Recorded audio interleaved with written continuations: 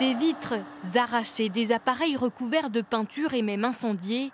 Dans toute l'Alsace, les radars sont vandalisés depuis le début du mouvement des Gilets jaunes. Le maire de Lièpre vient constater les dégâts sur cette route très accidentogène. Je crois il y a 2 jours que je suis passé là, il a été brûlé, hein.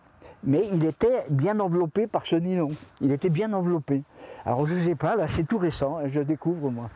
Malheur, c'est que les automobilistes ne respectent pas la vitesse. Donc pour le bien-être des gens qui habitent dans le secteur, il n'y a que le seul moyen, c'est ça. Hein. Les préfectures des 2 départements alsaciens restent muettes sur le nombre d'appareils vandalisés dans la région. En France, 2 tiers des radars automatiques auraient été dégradés. La facture promet d'être salée pour l'État. Le nettoyage d'un tag ou l'installation d'une nouvelle vitre coûte en moyenne 500 € alors que l'État devra dépenser jusqu'à 200 000 € pour changer les radars les plus sophistiqués. Des sommes importantes et des dépenses que certains jugent inutiles car pour eux, remplacer les radars dégradés n'est pas la solution. Les mettre exactement au même endroit, à hauteur d'homme ou presque, c'est inciter les vandales à recommencer. Donc la solution, c'est qu'ils ne soient pas fixes, peut-être à 5-6 mètres de haut et encore, mais surtout qu'ils soient dans des véhicules banalisés, conduits par les forces de l'ordre.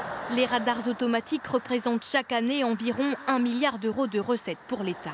Une politique répressive à l'origine de la colère des vandales et inefficace pour cette association. Ce qu'il faut à notre sens, c'est de la répression bien sûr, parce qu'elle contribue à faire diminuer la mortalité sur les routes, mais aussi l'associer à de la sensibilisation et surtout à la formation des conducteurs.